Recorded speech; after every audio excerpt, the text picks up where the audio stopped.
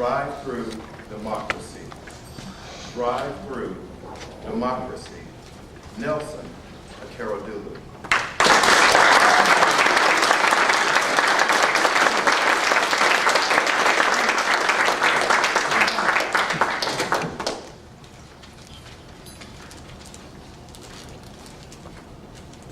Mr. Contest Master.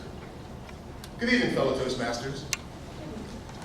I'd like you to take a few seconds to think about the most profound lesson you've ever learned. Maybe, like some people, you once had an experience that taught you about the true power of love, or hate.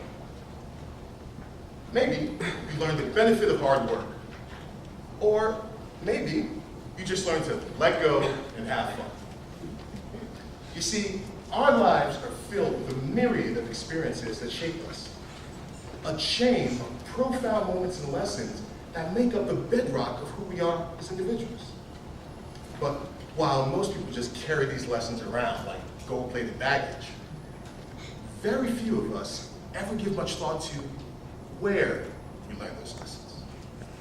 We hardly ever consider that the power of the moment that changed us didn't come from what happened, as much as it came from where it happened, or what you were doing when it happened. I used to be one of those people, until I wasn't. Now, I'll share with you the epiphany that changed me, but to truly understand it, you first have to know one very important detail about me. I love food. I love it. In fact, I go so far as to call myself a culinary enthusiast. Or, as they say nowadays, a foodie. But I'm not alone in this. Food is fast becoming a passion for more and more people every day. And no matter where you go in this country, you can find a restaurant that validates that passion. In Raleigh, North Carolina, there's a restaurant called Beasley's Chicken Plus Honey that makes fried chicken that's so succulent. When you bite into it, the skin crackles with flavor. And the meat is so mouth-watering, you think to yourself, I would steal this from a child.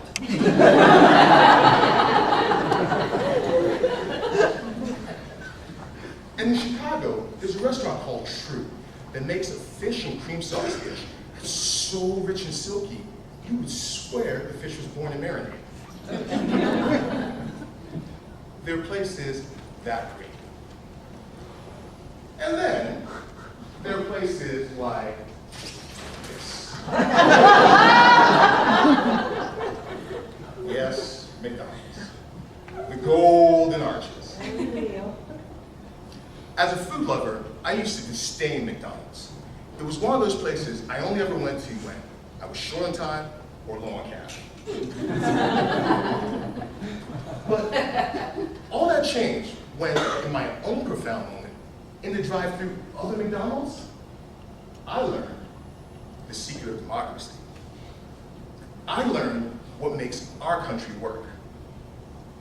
On December 13, 2000, a group of friends and I collectively decided to go to McDonald's to get a quick bite to eat after a long day of flag football. It was a day after the Supreme Court handed down the ruling that ended the Florida vote recount and essentially handed the election to President George W. Bush. On every radio station, there was heated debate, with Republicans claiming the ruling was a triumph for the rule of law, and Democrats complaining that the election had been hijacked by activist judges.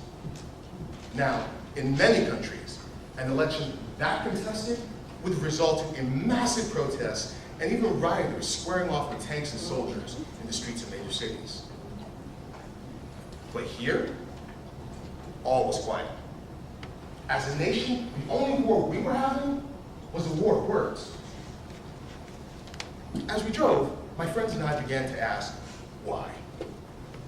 What made America so different? That philosophical discussion turned into political banter. And shocker, that political banter turned into a heated argument.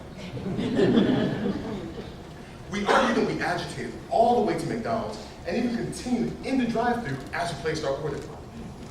Things only got worse when we got to the server window and discovered that the drive-thru staff had gotten most of our order completely wrong.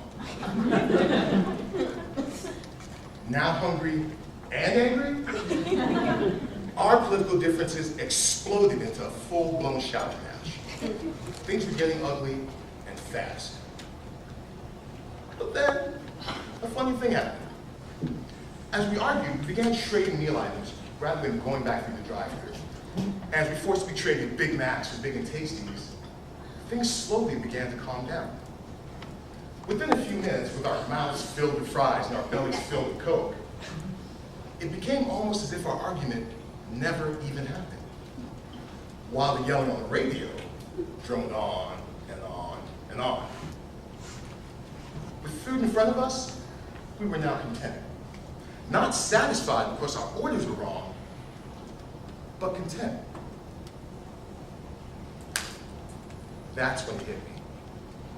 The reason why, even in the middle of that contentious election, society could go on business as usual. The reason why a carload of young men in Washington, D.C. went to McDonald's looking for number 7s instead of AK-47s like a carload of young men in places like Somalia. The reason why our system of government still works today. The secret to our democracy, maybe special sauce, is that in any effective democracy, not everybody gets what they want, but we all get what we need. That was a principle that our founding fathers stood for when they rebelled for equity. It was a starting point for African Americans when they marched for equality. It was a base that immigrants built when they came here for opportunity. And it was on that same base that we all collectively stood during that tense election to exercise our democracy rationally. During that election, not everybody got what they wanted, but we all got what we needed.